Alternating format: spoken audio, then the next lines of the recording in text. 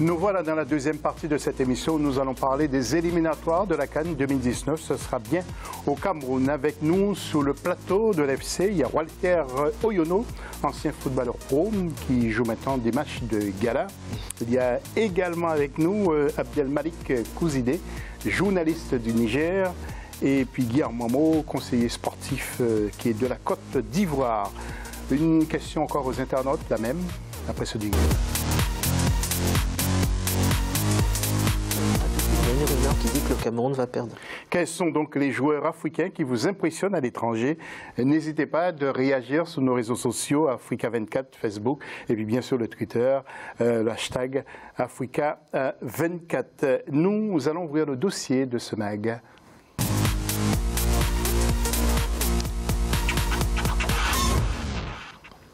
Et Guillaume Momo qui est pressé pour prendre la parole, vous le retrouvez tout à l'heure. Le troisième tour des éliminatoires de la CAN des Nations, de la Coupe d'Afrique des Nations, bien sûr, a été bouclé. Plusieurs grandes équipes ont profité de cette journée pour se relancer et certaines, comme Madagascar, ont confirmé leur statut de challenger. Quatrième tour ce mardi, mais le point avec Ibrahima Dioumaba. La troisième journée des éliminatoires de la Coupe d'Afrique des Nations 2019 a livré ses secrets. Dans le groupe A, le Sénégal et Madagascar pointent à la première place après leur victoire, alors que dans le groupe B, c'est le Cameroun et le Maroc qui mènent les débats. Dans le groupe C, le Mali est leader devant le Burundi et le Gabon.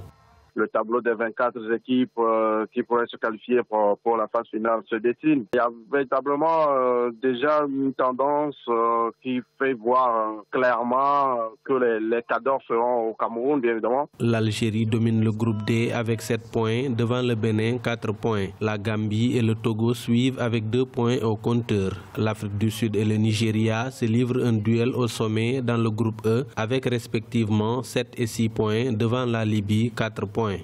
Je ne pense pas forcément qu'il y aura des surprises lors des matchs retour. Le tableau, il est déjà bien dessiné. Et puis après, il y a ces équipes-là qui sont aussi dans le bon wagon pour aller au Cameroun et qui sont, on va dire, entre guillemets, des petites équipes, notamment Madagascar, qui a fait un très très bon match, une victoire précieuse en Guinée équatoriale et qui a l'occasion dès mardi déjà, lors de la 4e journée, de pouvoir se qualifier. Le Ghana est dans un cas de figure particulier avec l'annulation de ses 2 rencontres contre la Sierra Leone, suspendues par la CAF. Le groupe F est alors dominé pour l'instant par le Kenya et l'Éthiopie qui totalisent chacun 4 points. Et après cette virgule, nous allons entrer dans le débat et analyser pour vous les tableaux.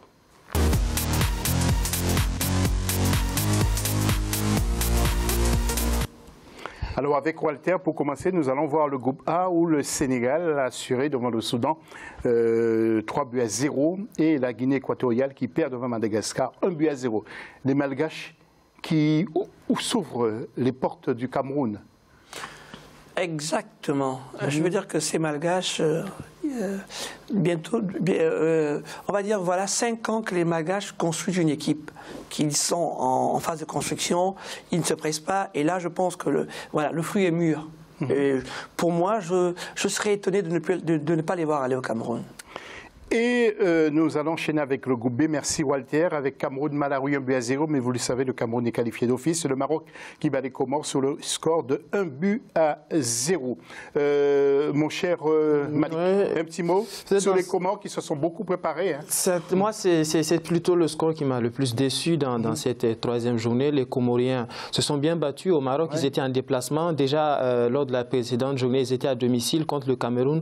Là, ils ont tenu tête à cette équipe marocaine. Un penalty à la 95e tiré à la 96e minute. Ça montre bien, ça démontre bien déjà cette politique des Comores de faire revenir tous les binationaux. C'est surtout ça, El Fardou notamment de l'Étoile Rouge de Belgrade. Une équipe qui a bien tenu, même si elle est à mauvaise posture pour se qualifier, contrairement à Madagascar, qui est, comme je l'ai dit, comme il disait tout à l'heure, une politique qui se construit. Il devait accueillir la CAN des moins de 17 ans en 2017. L'année dernière, ça a été par la suite au Gabon. Ça montre un peu cette volonté de construire une équipe sur l'avenir. Exactement. Groupe C avec le Gabon qui bat le Soudan du Sud 3-0 et Mali-Burundi 0-0. Walter, nous sommes contents quand même pour le nouvel entraîneur du Gabon. Hein. Écoutez, quoi de plus heureux? Premier match, première victoire et une large victoire 3-0. Après, ce qui est dans ce groupe, tout n'est pas joué. Bon, à part le Mali qui a fait un peu l'écart de 2 points, le Gabon est à 4 et devant le Burundi est à 5. Donc tout est encore jouable sur les 2 dernières équipes. Hein. Je pense que le Gabon va avoir les ressources nécessaires, hein, impulsées par le nouvel entraîneur Daniel Cousin, que je salue au passage et que j'attends prochainement sur Paris. Exactement, et puis qui passe nous voir, bien sûr, lorsqu'il sera là. Le groupe D avec Togo-Gambie, 1 but partout, et Algérie-Bénin, 2-0. Je sais que vous suivez de près, mon cher Guillaume Mamo, les affaires du foot africain. Le Togo, avec un bon entraîneur, mais ça ne marche pas, justement. Le problème du Togo, ça reste au niveau de la fédération aussi. Ils ont beaucoup de binationaux, mais je pense qu'ils ont du mal à les intégrer au niveau de l'équipe nationale. Le groupe E avec Nigeria qui a écrasé la Libye 4-0 et puis l'Afrique du Sud qui est là, qui bat les Seychelles sur le score de 6-0. Un groupe F, Kenya-Éthiopie, 3-0, 2 équipes qui comptent déjà 4 matchs de jouer au classement. Donc Kenya est en tête devant l'Éthiopie, mais sachez que les matchs Ghana-Sierra Leone, ce sont des matchs qui vont soit être annulés ou qui ont été reportés pour l'instant. On ne sait pas trop bien. Deuxième partie, justement, avec les groupes de F à L, avec Ibrahima Djoumaba. L'une des plus belles opérations des matchs allés des éliminatoires de la CAN 2019 a été réalisée par la Guinée, leader du groupe H, avec 9 points, devant la Côte d'Ivoire 6 points. La Centrafrique occupe la 3e place de ce groupe avec 3 points, alors que le Rwanda n'a toujours pas marqué de points. Pour certaines équipes, il y a encore du chemin à faire. Pour d'autres équipes, je pense que c'est la confirmation, c'est le cas de l'Égypte. Pour certaines nations, c'est presque validé. Il va falloir faire un nul ou une victoire pour se qualifier avant les 2 dernières journées de ces éliminatoires. Pour d'autres, il va falloir cravacher dur pour aller arracher la victoire. Le groupe G est dominé par le Zimbabwe avec 7 points, devant la RDC et le Congo qui ont respectivement 4 points et le Libéria 1 point. Le groupe I reste la poule la plus ouverte avec 3 équipes à 6 points, à savoir le Burkina Faso, l'Angola et la Mauritanie, devant le Botswana. Devant l'Égypte qui totalise 6 points, la Tunisie est première du groupe J après 3 victoires. Il y aura ces nations-là qui ne sont pas forcément connues du grand public. La Mauritanie ne s'est jamais qualifiée pour la phase finale d'une Coupe d'Afrique des Nations. Ils peuvent le faire, ils en ont les moyens. Les matchs retour vont nous montrer aussi d'autres équipes qui sont dans la dynamique de qualification pour cette Coupe d'Afrique. Lors des matchs retour, les 4 équipes du groupe K devront batailler très fort pour se départager. Le Mozambique, la Guinée-Bissau, la Namibie et la Zambie totalisent chacun 4 points à l'issue des 3 journées. Pendant ce temps, l'Ouganda a dominé le groupe L avec 7 points devant le Cap-Vert qui a engrangé 4 points sur 9 possibles. Et nous allons voir les tableaux des résultats avec notamment le groupe G, car le groupe F, nous l'avons déjà vu. Le Zimbabwe qui surprend avec 7 points, qui est en tête. Et les 2 Congos sont à la 2e place. Alors, Malik, faux pas justement pour l'équipe de Florent Ibenge, la RDC, il y a un peu d'inquiétude ou pas? À domicile surtout, inquiétude, il reste encore 3 journées, on peut dire qu'encore rien n'est fait, surtout dans ce pool qui est encore équilibré, on voit le niveau des différentes équipes, mais je ne suis pas inquiet, je reste optimiste pour la République démocratique du Congo. Voilà, le groupe H et Guillaume Mamo, je peux vous dire qu'il est arrivé sur le plateau avec le sourire et la grosse victoire de la Côte d'Ivoire 4-0 contre la Centrafrique. Alors, Guillaume Mamo, quelques commentaires? Oui, bon, enfin, je souris souvent, hein, parce que la Côte d'Ivoire, même si la Côte d'Ivoire gagne plus souvent, mais je souris toujours autant. Non, mais je dis que la Côte d'Ivoire a fait ce qu'il fallait, ils ont fait le boulot. Il y a une nouvelle énergie dans l'équipe parce qu'il y a beaucoup de jeunes, ils s'entendent tous, ils sont de bonne humeur, ils ont envie de jouer ensemble. Ils sont au-dessus des problèmes que connaît le pays en temps politique au niveau de la fédération. Donc ils sont sur une bonne dynamique. Ils ont eu du mal déjà au premier match contre le Rwanda. Donc ce n'est qu'un match gagné. Moi je dis il faut continuer avec le travail que fait l'entraîneur.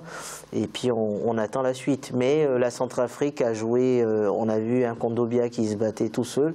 J'ai juste un bémol, bon je suis ivoirien mais J'aurais pensé que Fred Nimani, l'ancien attaquant de Monaco qui joue en Suisse, à Neuchâtel, nous aurait fait du mal. J'espère qu'on ne l'aura pas au match retour. Voilà, merci. Et puis le groupe I avec la Mauritanie qui rêvait, qui a perdu devant l'Angola 4-1, et le Burkina Faso qui assure, devant le Botswana 3-0. En groupe J, l'Égypte qui bat la Swaziland 4-1 et la Tunisie qui bat le Niger 2-0. Vous pensez qu'à Niamey pour le retour, ça va être dur pour la Tunisie, Malik? Dur déjà, peut-être parlant de la température déjà, parce que le match va se jouer. Il fait chaud au moins 40. Non, pas autant que ça. Pas autant que ça, mais pas le même climat qu'au Maghreb. Ouais. Déjà ça, mais ce qu'il faut plus retenir après cette défaite, il y a eu un bon match. Le Niger, lors de la précédente journée, avait pris 6 contre l'Égypte à Alexandrie. Donc c'est plutôt l'état d'esprit avec lequel cette équipe a abordé ce match qui donne beaucoup de satisfaction. Encore une fois, la qualification, elle est très loin, elle est très difficile. On a les 2 mondialistes. Donc l'objectif reste, comme je le disais, en amont 2021. Voilà, et puis le groupe K, Zambie, Guinée-Bissau, 2-1. Et Mozambique a perdu devant Namibie sur le score de 2-1. La Zambie est en tête devant le Mozambique. Et puis le dernier groupe, c'est le L, Cap-Vert, Tanzanie 3-0 et l'Ouganda, Lesotho 3-0. Alors, Walter, on avait l'impression que le Cap-Vert était au creux de la vague, mais on a l'impression que le Cap-Vert sort la tête de l'eau un peu, hein? Écoutez, le Cap-Vert, après ce qu'ils ont montré durant les Cannes, à Cannes en Guinée équatoriale, après celle du Gabon, on a vraiment pensé que ce pays allait maintenant éclore. Mais bon, fort a été de constater qu'ils ont replongé dans certains travers où il faisait des non-matchs. Et là, rien que de voir l'Ouganda devant eux, bon, ça pose un peu, voilà, sans mépriser l'Ouganda, quoi. Mais bon, le Cap-Vert a quand même pris un certain volume. Aujourd'hui, je me pose des questions. Il reste 3 matchs quand même. Il reste 3 matchs, mais je me pose des questions sur leur réelle capacité à aller au bout, parce que c'est sur 3 matchs. Voilà, sur un match, ils ont fait du bien, mais est-ce qu'ils pourront tenir? Voilà. Alors, messieurs, nous avons sélectionné 3 entraîneurs qui nous ont marqués pendant ce 3e tour. Vous nous direz si vous êtes d'accord avec nous. Il y a Djamel Belmadi, que vous voyez ici, qui remplace Rabat Madjer. Il a dit que je peux vous dire que c'est la victoire du peuple. Justement, il jouera à Blida, c'est une bonne chose. Ibrahim Kamara, entraîneur intérimaire de la Côte d'Ivoire. Non, il est validé. Confirmé. Ah, il est validé. Oui, confirmé. Oui, il est confirmé. Et puis Daniel Cousin, bien sûr. On m'a dit qu'il a pris un peu de poids. Je n'ai pas l'impression, Walter. Non, il a arrêté sa carrière, c'est tout à fait normal. Mais Ibrahim Kamara, Guillermo, est-ce que vous pouvez nous parler de ce garçon? Bon, Ibrahim Kamara est un entraîneur qui a passé ses diplômes ici. Mm-hmm. Donc c'est quelqu'un qui a beaucoup d'expérience, qui a joué aussi dans le championnat ivoirien pendant longtemps. C'est quelqu'un qui a du caractère, mais qui est vraiment quelqu'un qui est dans la retenue.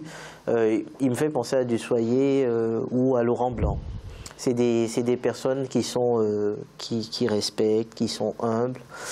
Et bon, au niveau du système de jeu, je pense que pour moi personnellement, conduire une équipe comme la Côte d'Ivoire avec les joueurs de talent et avec la panoplie de joueurs dans différents championnats, avec le niveau qu'ils ont, c'est pas chose difficile. Donc j'ai pas encore vu la touche Camara, j'ai vu des joueurs. J'ai pas encore vu sa touche, mais j'apprécie l'homme. C'est un très bon entraîneur. Merci. Et Daniel Cousin, un petit mot, c'est votre ami. Je l'ai vu souvent aussi venir en Europe. Il voyage beaucoup. Il peut faire du bon boulot, selon vous, Walter. Est-ce qu'il peut claquer la porte si ça ne va pas? Écoutez, ça, claquer la porte, ça, il n'y a que lui qui puisse répondre à cette question. Concernant sa motivation, il l'a démontré. D'accord. Il était motivé. Déjà, bientôt 3-4 ans que Daniel n'arrête pas de se former. Il se forme et il a toujours montré qu'il était là si jamais le pays faisait appel à lui. Voilà. Donc aujourd'hui, il est là. Je pense que le pays lui fait confiance. Il sait c'est une grosse expérience qu'il faut avoir. Il ne l'a pas. Il va bien s'entourer et il va surtout prendre le temps de faire les bons choix parce que quand vous arrivez comme ça, vous jouissez d'une une espèce de virginité où tout le monde vous laisse le temps de travailler.